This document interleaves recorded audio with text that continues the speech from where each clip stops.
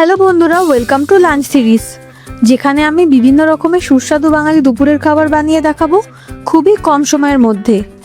আজকে বানাবো নিরামিষ পটল আলুর রসা আর ইলিশের রোস্ট। তাহলে চলো দেরি না করে স্টার্ট করছি আজকের রান্না।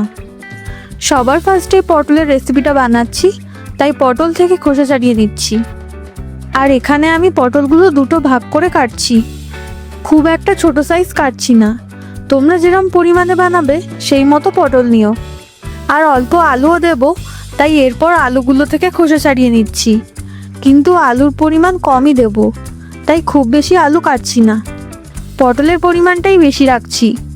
তোমরা পটল আলু দুটো পরিমাণ সমান সমানও রাখতে পারো, আবার যারা আলু কম খাও তারা কমও পরিমাণে দিতে পারো। পটল আর আলু দুটোই কেটে নিয়ে জলে ভিজতে দিচ্ছি, এরপর আবার ধুয়ে নেব, কিন্তু তাও আগে জলে ভিজতে দিলাম। কেটে নেওয়ার পর 2-3 বার ধুয়ে নিলাম, যাতে সবজি থেকে খোসাটা বেরিয়ে যায় আর পরিষ্কারও হয়ে যায় সবজিগুলো। ধুয়ে তারপর একটা প্লেটে জল ঝরিয়ে রাখছি। এরপর টমেটো কাটছি, একটা মিডিয়াম সাইজেরই টমেটো দেব, আর তার সাথে কাটছি কয়েকটা কাঁচা লঙ্কা। তোমরা যে যেরকম ঝাল খাও সেরকম মতো লঙ্কা দিও। আমি আর একটু আলু পরে অ্যাড করেছি, তো মোটামুটি ধরো ওই পটল আর আলুর পরিমাণটা একই রাখছি। এই যে প্লেটে পটল, আলু, কাঁচা লঙ্কা আর টমেটো কেটে নিয়ে ধুয়ে রেখেছি। আলু পটল ভাজবো, তাই কড়াই বসিয়ে দিয়ে তাতে সর্ষের তেল দিলাম, তেল গরম হওয়ার জন্য। সর্ষের তেলে রান্নাটা বেশ খেতেও ভালো লাগে, আর এমন ভেজে নিয়ে রান্না করলে এতেও টেস্ট হয়। পটলটায় ভাজার আগে হলুদ মাখিয়ে নিলাম। তেল গরম হয়ে যাওয়ার পর আগে পটলটা ভাজতে দিচ্ছি, আর হলুদ মাখিয়ে ভাজায় তেলটাও ছিটকাবে না। পটলটা উল্টে পাল্টে ভেজে নিচ্ছি, দেখো কেমন লাল লাল মতো ভাজা হয়েছে। এই সময় তুলে নেব। পটল ভেজে তুলে নেওয়ার পর ওই তেলেই দেবো আলু ভাজতে, আর আলু ভাজতে বসিয়ে এতে অল্প নুন আর হলুদ গুঁড়ো দিলাম, তারপর মিশিয়ে নিয়ে ভেজে নিচ্ছি। একটা মশলার পেস্ট বানাবো, তাই একটা বাটিতে আদা বাটা, শুকনো লঙ্কা গুঁড়ো, ধনে গুঁড়ো, জিরে গুঁড়ো, নুন, চিনি আর অল্প জল আর অল্প হলুদ গুঁড়ো দিয়ে এগুলো মিশিয়ে মশলার পেস্টটা করে রাখলাম। কড়াইতে যে আলু দিয়েছি ভাজার জন্য সেটাও একটু নেড়ে নিলাম, যাতে আলুটা পুড়ে না যায়। কড়াইতে ফোড়ন দেব, তাই একটা প্লেটে নিয়েছি তেজপাতা, শুকনো লঙ্কা, গোটা জিরে, লবঙ্গ, এলাচ আর দারচিনি। আলুটাও বেশ লাল করে ভাজা হয়ে গেছে, এবার তুলে নিলাম। কড়াইয়ের গরম তেলে ফোড়ন দিলাম, যেগুলো একটু আগে মেনশন করে দিয়েছিলাম সেগুলোই। এই মশলাটা একটু ফ্রাই হতে দেব, বেশিক্ষণ না, ওই কিছু সেকেন্ড নাড়াচাড়া করে নিলেই মশলা থেকে খুব একটা সুন্দর গন্ধ বেরোবে। ফ্রাই হয়ে যাবার পর টমেটো কুচিটা অ্যাড করলাম। টমেটোটাও বেশ একটু ভাজা হতে দেব, আর এর সাথে দিয়েছি চেরা কাঁচা লঙ্কা। মিডিয়াম ফ্লেমেই রাখছি, যাতে টমেটোটা সেদ্ধ হয়ে আস্তে আস্তে গলে মিশে যায়। খুন্তি দিয়েও ম্যাশ করছি।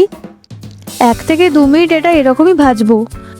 তারপর গুঁড়ো মশলার পেস্টটা অ্যাড করে ফ্লেমটা একটু বাড়িয়ে দিয়েছি, আর অল্প পরিমাণে বাটি ধোয়া জলটাও অ্যাড করলাম মশলাটা কষানোর জন্য। জল দিয়েছি তাই ফ্লেমটাও জোরে দিয়েছি, আর মিশিয়েও নিচ্ছি সব কিছু।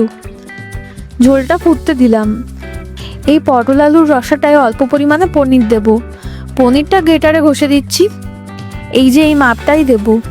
জলে একটু ফুটিয়ে আসার পর কাশ্মীরি রেড চিলি পাউডার দিলাম, যাতে কালারটা আসে। এরপর গ্রেটারে ঘষে রাখা পনিরটা দিলাম। মশলার সাথে পনিরটা মিশিয়ে নিয়ে ভেজে রাখা পটল আর আলুটা দিচ্ছি এই সময়। সবগুলো মিশিয়ে নিয়ে তারপর 2 মিনিটের জন্য মিডিয়াম ফ্লেমে ঢাকা দিয়েছি, ভাপে সেদ্ধ হওয়ার জন্য। 2 মিনিট পর ঢাকনা তুলে নিয়ে অল্প গরম জল দিলাম। গরম জল দিলে টেস্টও হয় আরও ভালো। পটল আলু মিশিয়ে নিয়ে আবার 5 মিনিটের জন্য ঢাকনা দিলাম। অন্যদিকে ইলিশের রোস্ট বানাবো, তাই একটা মিডিয়াম সাইজের পেঁয়াজ কেটে নিয়ে সেটা থেকে খোসা ছাড়িয়ে নিচ্ছি। মাছের পরিমাণ যেমন আছে সেই মতোই পেঁয়াজটা কাটছি। অল্প পরিমাণে বানালে পেঁয়াজটাও অল্প দিও। এই পেঁয়াজটা বেরেস্তা ভাজার জন্য সরু সরু করে কেটে নিচ্ছি। আর একটা পেঁয়াজের খোসা ছাড়িয়ে রাখছি, কিন্তু এটা পেস্ট করব তার জন্য। একটা মিক্সচার বাটিতে আদা, পেঁয়াজ, রসুন আর কাঁচা লঙ্কা দিয়েছি, এটা পেস্ট করে নেব। অন্যদিকে পটল আলুর রসা যে করছি সেটার ঢাকনা তুলে নিলাম 5 মিনিট পর। ফ্লেমটা জোরে রেখেছি, তাই ঝোলটাও ফুটছে। নাড়াচাড়া করে দেখলাম আর একটু সেদ্ধ হবে, এখনো ঠিকমতো সেদ্ধ হয়নি আলুগুলো, আর ঝোলটাও কমবে, তাই আবার ঢাকনা দিলাম। ইলিশ মাছটা ধুয়ে নিচ্ছি ভালো করে।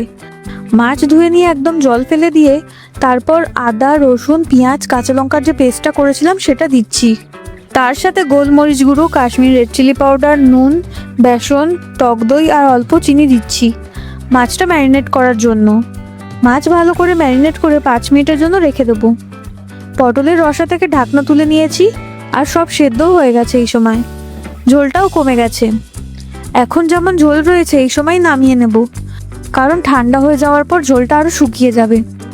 ফ্লেম লো করে গরম মশলা গুঁড়ো আর ঘি দিলাম, তারপর গ্যাস অফ করে মিশিয়ে নিলাম। নিরামিষ পটল আলুর রসা তৈরি। ভিডিওটা লাইক, শেয়ার, কমেন্ট আর সাবস্ক্রাইব করতে ভুলো না। পেঁয়াজ ভাজবো তাই ঘি দিলাম। ঘি দিয়ে ইলিশের রোস্টটা হবে, এটাতে কোনো তেল বা বাটার দিচ্ছি না। ঘি দিয়ে এই রান্না করলে স্বাদে আর ঘ্রাণে একবারে অন্য রকমের মাত্রা যোগ হয়।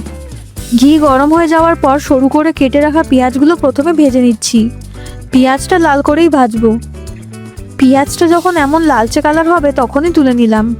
বেরেস্তা ভেজে তুলে নিলাম। চাইলে আর একটু ঘি অ্যাড করতে পারো, কারণ মাছটা ভাজবো তো তাই জন্য। ম্যারিনেট করা মাছটা ভাজতে দিচ্ছি। ম্যারিনেট করা মাছটা ভাজছি শুধু, মশলার যে পেস্টটা ছিল সেটা এখন দিচ্ছি না। মাছের দুটো পিঠ উল্টে পাল্টে ভেজে নেব। বেসন দেওয়ার জন্য মাছের ওপর পোর্শনটা এরকম একটু লালচে ভাব কালার হবে, সেটাতে কোনো প্রবলেম নেই যদিও। ইলিশ মাছটা খুব বেশি ভাজবো না, হালকা মতো ভাজা হয়ে গেলেই তুলে নেব। আরও একটু ঘি দিলাম। এবার যে মশলাটা ছিল মাছের সাথে ম্যারিনেট করে রেখেছিলাম সেটা দিলাম। এই মশলাটা 1 মিনিট কষিয়ে নিয়ে তারপর অল্প জল দিলাম। তারপর 4টে শুকনো লঙ্কা দিলাম। অল্প কাশ্মীরি রেড চিলি পাউডার দিচ্ছি একটু কালার আসার জন্য। মিডিয়াম ফ্লেমে রেখে মশলাটা কষাচ্ছি। যখনই তেল ছেড়ে আসবে তখন গরম জল দিলাম। হাই ফ্লেম করে ঝোলটা ফোটাচ্ছি। ঝোলটা যখন এমন ফুটবে তখন মাছগুলো দেব। ঝোলের সাথে হালকা করে মিশিয়ে নেব, কিন্তু খুব বেশি নাড়াচাড়া করবো না, তাহলে মাছটা ভেঙে যাবে। বেশ 2 থেকে 3 মিনিট মতো ফুটিয়ে গ্যাস অফ করে দিলাম। তারপর ওপরে বেরেস্তাটা ছড়িয়ে দিচ্ছি। এইবার নামিয়ে নেব। রান্নাগুলো তৈরি। ইলিশ মাছের রোস্ট আর নিরামিষ পটল আলুর রসা। রান্নাগুলো ভালো লাগলে লাইক, শেয়ার, কমেন্ট করবেন অ্যান্ড সাবস্ক্রাইব করতে ভুলবেন না।